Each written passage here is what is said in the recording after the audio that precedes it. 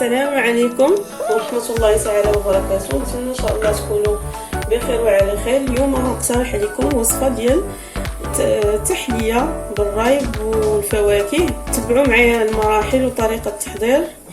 اولا غنبدا بالرايب. الطريقة اللي كنحضر بها انا الرايب هي هذه. ممكن اللي عنده الياغوتير كتسهل عليه المأمورية الآلة تحضير الياغوت الكهربائية الرايب او الياغورت.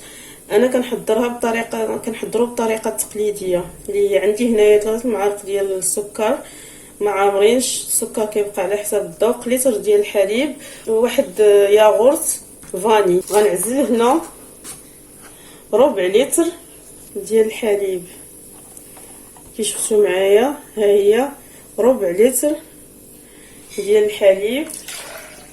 غنصبو في هاد الغراف. لتر ولا ربع اللي بقى غنديرو في هاد الكاسرونه. نضيف هاد الحليب اللي باقي، غنضيف عليه نكهه الكراميل. ممكن تستغناو عليها او شي نكهه اخرى الا بغيتو.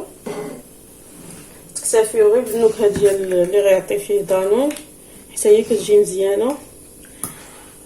غنصب عليه هاد دانون. ممكن تحركوه بالمعلقه حتى ينسجم الحليب مع الياغورت. هو كيدار بالياغورت ديال الفاني. الا درتو الياغورت ديال الخوخ او البنان او اي نكهه اخرى ما غيعطيكمش نفس النتيجه. ممكن تحركوه هكا بالملعقه، غير هما كيبقاو الكويرات ولا الشوائب ديال دانون ما كينسجمش مزيان مع الحليب. انا كنخلطو بالطحان. من بعد ما خلطته غنخلي هذا على جنب، وغندي هذا الحليب اللي في الكاسرونه فوق النار، ماشي حتى يغلى، غير يدفى لدرجه سخونيه تقريبا 30 40 درجه. يدفى شويه ونزولو من النار.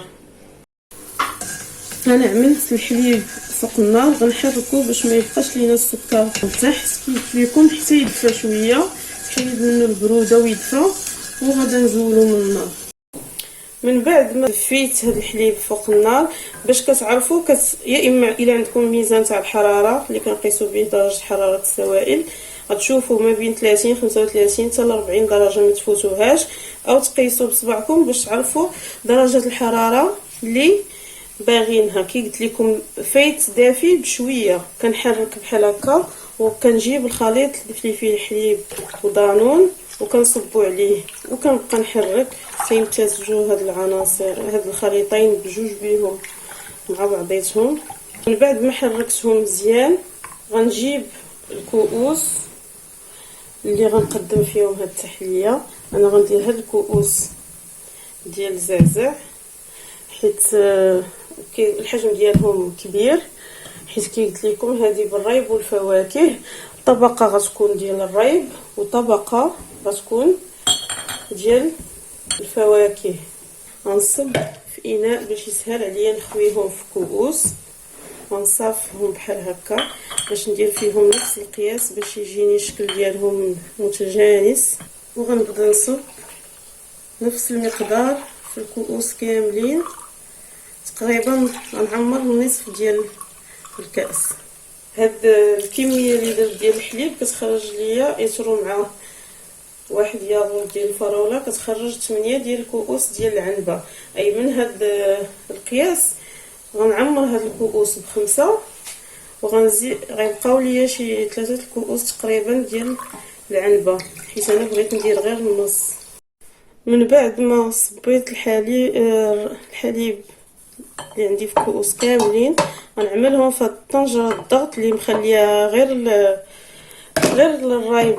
عندي فيها واحد المقدار ديال الماء مسخن حتى الغليان، حتى لدرجه الغليان، وغنعمل فيه هاد الكؤوس. ما يكونش المستوى ديال الماء طالع بزاف على حساب الكؤوس.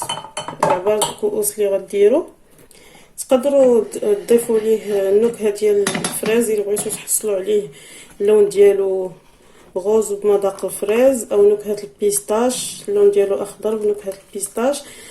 غنزيرها نسدها مزيان ونغطيها بفوطه او شحال مره كنخليها غير هكاك بلا ما نغطيها، ندير ليها طنج الصفاره ونغطيها ونخليها في بلاصه في مكان دافئ وفي شي بلاصه اللي ما يقيسها ليا حتى شي واحد باش ما يتزعزعوش هذوك الكيسان. اذا درتها في الليل كنخليها حتى الصباح عاد كنحل عليهم كنلقى الريب ديالي عقاد. اذا درتها في الصباح كنخليها حتى الليل. درت هاد 5 الكؤوس وبقاو ليا هاد 2 الكؤوس غنديرهم في انيه اخرى. دابا غندوزو ان شاء الله المرحله الثانيه ديال التحضير ديال هاد التحليه. من بعد ما مرت 6 ساعات على الريب وهو في طنجره الضغط خرجته وبات في الثلاجه ليله. الا كنتو مزروبين ممكن 3 سوايع 4 سوايع على بيد المعقد. شفتو معايا القوام ديالو واخا كتقلب الكاس ما يتخواش نهائيا، متماسك. وصفه ناجحه 100% ديال هذا الريب. وحتى دوك 2 كيسان اللي بقاو ليا حيت هنا ما عمرتش الكؤوس، 2 الكؤوس الكميه اللي بقات ليا ديال الخليط ديال الريب سائله درتها في كاس ديال العنبه كنت وريتكم. هادو ما درتهمش في طنجره الضغط، درتهم في كاسرونه فيها الماء سخون وغطيت عليهم وخليتهم في مكان دافئ. نفس فاش سديت على هادو درت هادو في الكاسرونه. شفتوا حتى هو نفس القوام شاد راسو. دابا غنكملوا التحضير ديال هاد التحليه. غنحتاجوا ليها هنا عندي نصف لتر ديال، ممكن ديروا نتوما غير 300 ملل او 4 لتر حيت شفتوا ما بقاش بزاف، انا محتاجه لحاجه اخرى. نصف لتر. المهم الا درتو نصف لتر ديال عصير البرتقال. دابا تبارك الله المندالين والبرتقال موجودين هنا. درت معاها 1 فلون فاني وقشور برتقاله وملعقه كبيره ديال النشا. واكتفيت بالحلاوه ديال البرتقال حيت حلو تبارك الله. الا بغيتو تضيفوا السكر، بغيتو حلاوه اكثر، ممكن تضيفوا تكتفيو بملعقه واحده ديال السكر. وعاد الحلاوه ديال الفواكه عندي هنا. الفواكه ممكن تختاروا اللي بغيتو. انا اكتفيت باللي عندي في الدار. عندي فريز، البنان قطعت 2 بنانات ودرت عليهم عصير حامض باش ما يكحالوش، والرمان حتى هو راه موجود دابا. وعندي الكيوي للتزيين. غندي هاد الخليط ديال عصير البرتقال والمايزينا والفلون فوق النار حتى تختار ليا الكريمه وتعقد. من بعد ما زولت هاد بدات كتغلى. شفتوا كيفاش مع اختار القوام ديالها.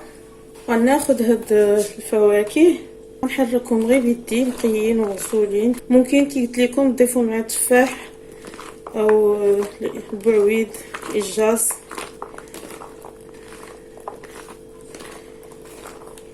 انا هادشي متوفر عندي دابا. نهز كميه من هاد الفواكه غنحطها فوق الريب. غنحاول نضربهم باش يتقادوا ونحرك هاد الخليط بسم الله ونبدا ونصبو فوق من هاد الفواكه. شفتوا معايا كيفاش كيجي الشكل ديالو. غنخليه حتى يبرد شويه، ياخذ درجه حراره المطبخ تقريبا شي 4 ساعه. الحال بارد دابا دغيا يبرد وندخلو للثلاجه يبرد ويتماسك اكثر. غندوز دابا هاد الكؤوس على جنب حتى يبردوا وغنجيب كؤوس اخرين غنصب فيهم هاد الخليط اللي بقى ليا ديال عصير البرتقال مع الفلون والنشا. غنصب نفس الكميه في الكؤوس كاملين. من بعد ما صبيتهم كيجي هكا شفتوا تقريبا سنتيم ونص. غنخليهم على جنب حتى يتماسكوا وندوز نحضر معكم الطبقه الثانيه. من بعد ما جمدت هاد الطبقه ديال عصير البرتقال غنحتاج في هاد المرحله هاد 2 كؤوس اللي بقاو ليا من الريب كي قلت لكم اللي صايبت معكم، والخليط ديال الفواكه. ممكن ديروا الفواكه اللي عندكم. درت الفريز، البنان، الرمان، حاولوا تستافدوا ما امكن. كلنا كنعرفوا الفوائد ديال الرمان، ما حدنا في الموسم ديال الرمان. سبق لي قدمت معكم تشيز كيك بالرمان، ممكن نحضروا منه ايضا دبس الرمان اللي كنحتاجوه حتى هو بزاف الوصفات ومفيد جدا. ممكن نحضروا منه الكونفيتور ديال الرمان او عصير الرمان، حبوب الرمان بحال هكا نعصروها. اللي ما كيقدرش على دوك العظام ديال الرمان نصفيوهم ويتشربوا هكاك، منعش جدا. وخليط ديال الفواكه الجافه، عندي هنا اللوز، اكاجو، نوازيت، الكركاع والزبيب. ممكن تضيفوا ايضا المشماش يابس، ممكن تضيفوا الشريحه، التمر. هادو كلهم مفيدين. بالنسبه نزيد عليهم هاد الكاسين ديال الريب. ممكن الا انا حيت توفر عندي الريب دائما، الا درت هاد الوصفه اللي حضرت معكم اليوم وبقى ليا 2 كؤوس بحال هكا، ما غيكفاو حتى شي واحد، كندير بهم هاد السلطه. يا اما بحال اللي حضرت معكم اليوم، نصف عصير برتقال ونصف ديالها هاد الخليط ديال الفواكه بالريب، او الياغورت الا ما توفرش عندي الريب، ياغورت الفاني كنخلطو مع الفواكه اللي توفروا في الدار. الفواكه اللي الطعم ديالها ما كيطلقش المروره الا تخلطت بالسوائل، بحال الكيوي ما كيصبرش مده طويله، كيطلق كيعطي طعم مر. صافي خلطتهم بحال هكا وغنبدا نعمر بهم هاد الكؤوس على هاد الشكل. بسم الله. ممكن ايضا هاد الخليط ديال الفواكه تخلطوه بعوض ياغورت الفاني بالعصير بريبي، المنتوج اللي كنعرفو كاملين كيعجب الدراري الصغار حتى هو كيتواسى معاهم. وكيجيو من بعد ما ملات الكؤوس كاملين كيجيو على هذا الشكل كيف ما كتشوفوا. غندخلهم للثلاجه يزيدوا يتماسكوا ونوريهم لكم في طبق التقديم. وهذه هي التحليه ديالي، قدمتها على هذا الشكل كيف ما كتشوفوا من بعد ما خليتها ساعتين في الثلاجه. شفتوا معايا تبارك الله كتجي جميله في المنظر. بليتر واحد ديال الحليب ونصف لتر ديال عصير البرتقال، عطانا كميه تبارك الله وفيره. شوفوا الكاس هذا من حجم كبير، كؤوس اللي كيقدموا فيهم عصير زعزع معروف. وهاد الكؤوس متوسطه الحجم. شفتوا معايا الريب من بعد ما واخا فاش خلطت مع الفواكه شفتوا طلق راسو، فاش كيرجع للثلاجه كيجمد. شفتوا معايا هاد الوصفه اللي كندير ديال الريب ناجحه 100%. نتمنى تجربوا هاد الوصفه غتعجبكم. طريقه باش نوكلوا الفواكه للوليدات هما كيعجبوهم التحليات، الفواكه لا الجافه ولا الفواكه الطريه، ونقدموهم ايضا لضيافنا كيجيو راقيين في الشكل ديالهم ومفيدين في نفس الوقت. وشفتوا معايا تبارك الله هذه الوصفه راه اقتصاديه شحال كتخرج عشرات الكؤوس، 5 حجم كبير و5 حجم متوسط. والتزيين كيبقى لكم على حساب الذوق. نتمنى ان شاء الله تجربوا هذه الوصفه وتبارطاجيوها مع العائله والاصدقاء. والى عجبكم الفيديو ما تنساوش اللايك، وبالنسبه للزوار الجدد مرحبا بكم، ما تنساوش تشاركوا وتفعلوا الجرس باش توصلوا بكل جديد. وتنتوما تبارطاجيو الفيديو مع العائله والاصدقاء، وما تنسونيش بالكومونتير ديالكم والدعاء. واستودعكم الله الذي لا تضيع ودائعه، والى فرصه مقبله ان شاء الله.